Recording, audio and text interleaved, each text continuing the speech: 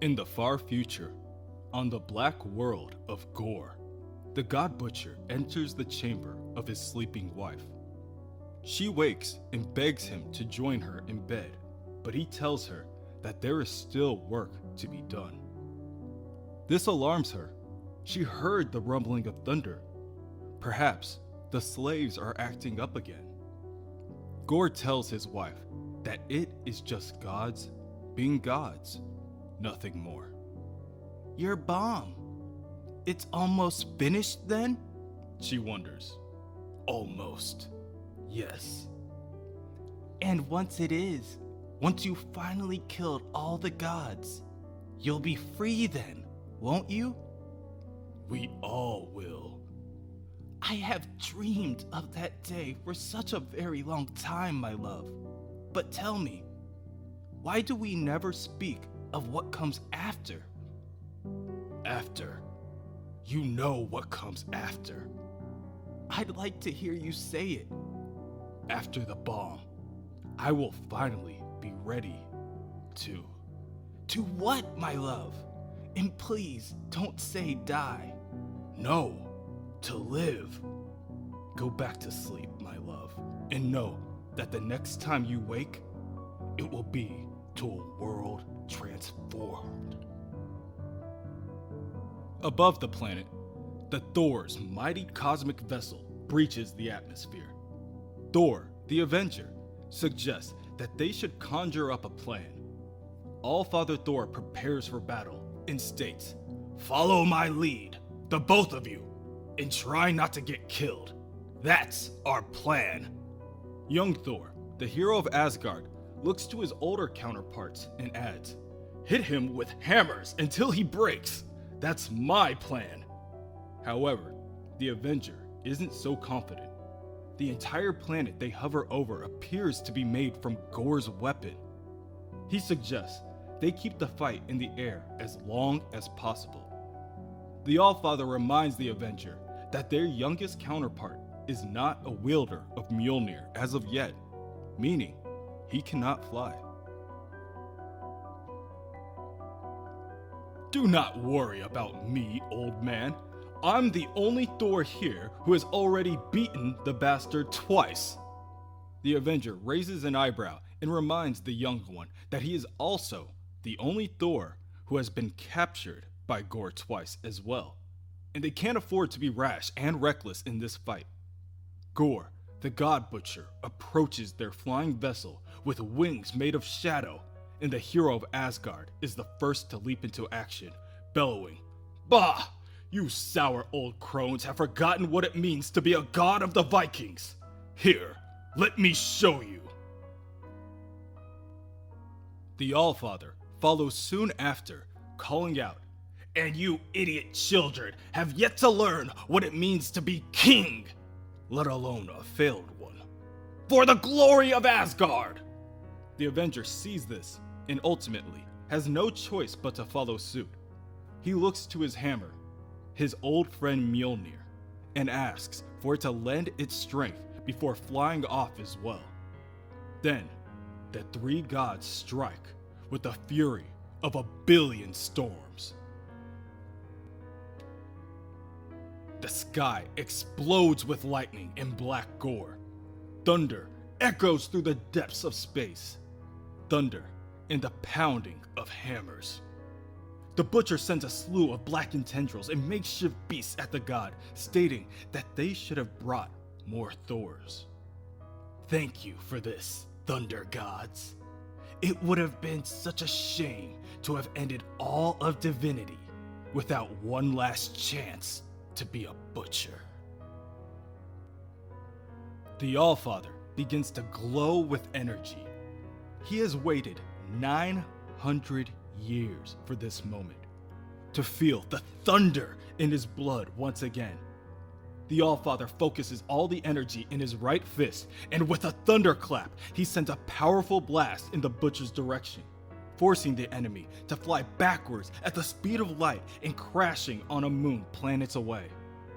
Such is the awesome might of an Allfather unleashed, that, for the first time in a millennia, the butcher of the gods knew fear.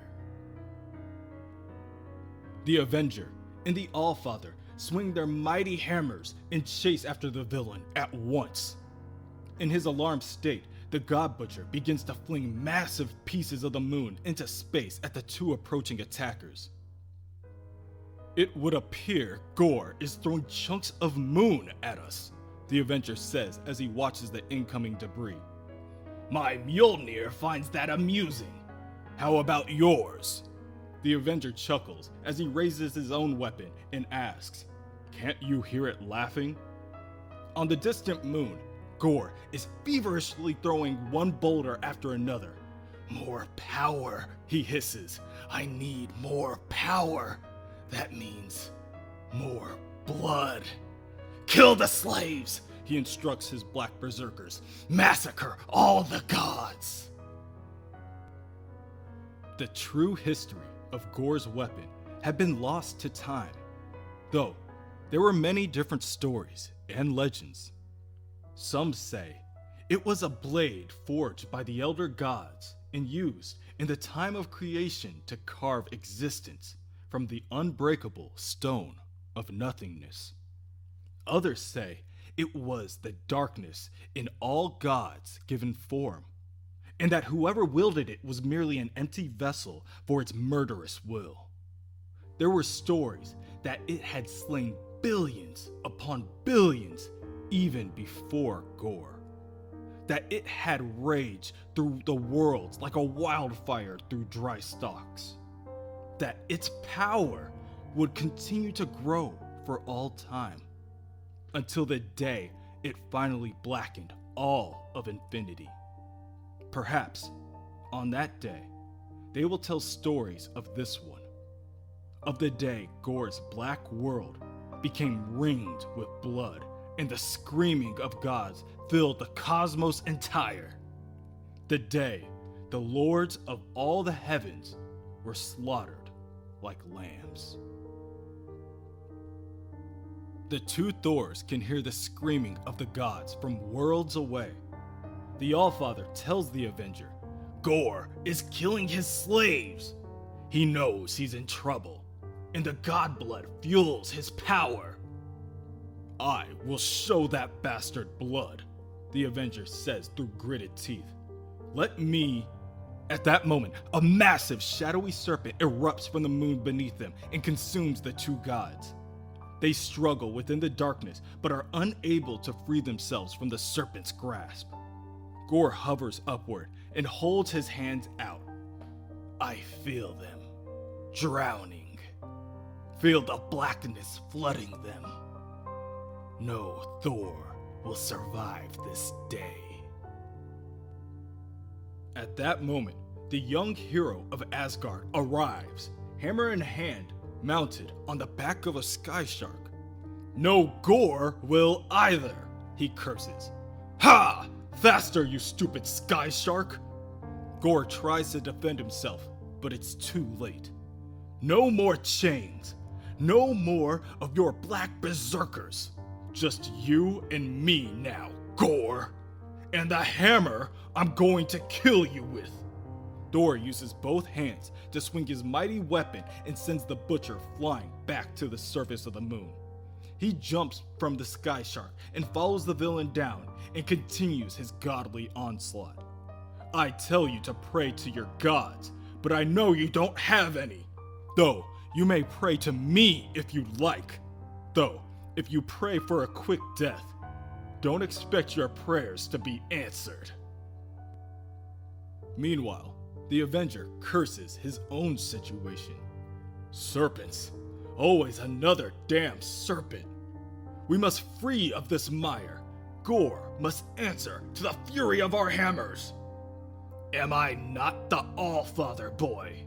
Am I not the way and the wrath and the wonder? The Allfather pries open the mouth of the beast and tells the Avenger to go. Leave the Lord of Asgard to deal with this worm. As Mjolnir flies, Thor strains to hold fast. Asteroids shatter in his wake. Stars flicker. He knows he must not stop, no matter what he sees. even if they are wounded, even if they are him. The Avenger passes his younger counterpart drifting away from the moon and approaches Gorr. "Come," the Butcher tells him. "I'll never get tired of killing Thors." With every swing of his mighty hammer, Thor feels his bones rattle. His fingers crack. His muscles tear. And yet, he swings again, even harder than before. And again, and again. With every cut, he feels Gorr's weapon creep inside him, burrowing deeper into his flesh. Broken blades become black maggots, eating him from the inside. But Thor makes his mind as hard as the uru of his hammer, and he thunders on. Thor ignores the pain, the roar of his own screams, the shattering of worlds around him. Thor focuses only on the bludgeoning and ignores everything else. Amidst their struggle, the Avenger hears the call for help. He looks to his right to see a moon breaking apart at its seams. The crust splits and magma bellows out from the innards of the world. Countless innocents pray out for someone to aid them, and Thor cannot bring himself to ignore their call. He leaves their battle and channels all the energy he has to push the world together before it's too late. It takes a considerable amount of time and energy, but it is a duty that needs to be done. And this is how the Norse god of thunder came to be worshipped on a scarred world in a distant corner of space. Thor returns to the battle, and Gorr chuckles at the Lord of Lightning. "At last, I understand you, little god. The old you, the king, he's always been fueled by regret. He thinks if he kills me, he can erase his own history of wretched failure.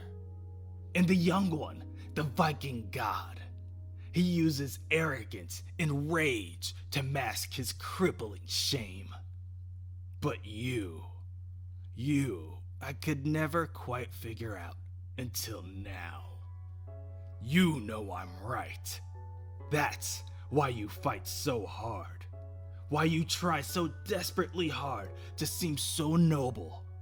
Because you see just how petty and useless your kind truly is. You know what I know. That gods have never created or cared for anything except themselves. The god who doubts. I changed my mind. You're my favorite, Thor." In the great black emptiness of space, the mighty Thor reaches out his hammer, and at last the black Leviathan falls.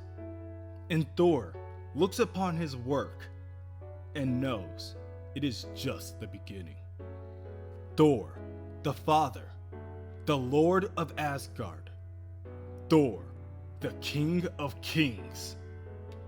Young Thor has a hammer in his hand and a Viking cry of battle upon his lips. Beneath the rage, he is smiling. Thor, the son of Odin, the Prince of Asgard. Thor, the bloody Redeemer.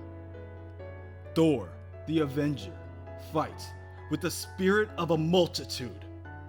Thor, the holy hero, champion of the cosmos. Thor, the hammer of heaven. The three Thors, the greatest of all the gods. Or so the story goes. The battle continues, and the three Thors chase the Black Butcher into a nearby sun. And somewhere in the cosmos, star whales beach themselves on an asteroid and die. Hundreds of them, for seemingly no reason at all. A dog is born with the face of a child, screaming in terror. It does not live long. A saintly woman dies and finds no one waiting on her on the other side. No white light to guide her. Nothing. The sacred waters of the well Mimir turn red and bitter. The world tree bleeds at its roots. In Asgard, the statues of the kings begin to weep. And on a backwoods world, an alien boy looks up at the morning sky and sees the sun turn black. On the world of Gore, thunder is heard. And then it begins to rain. It rains blood, God blood. Then it rains hammers and Thors and despair. The God Butcher floats down to his planet and takes his time to gaze at the unmoving bodies of the gods. He savors the moment. Time passes, and he tells his black berserkers to make ready the God Bomb.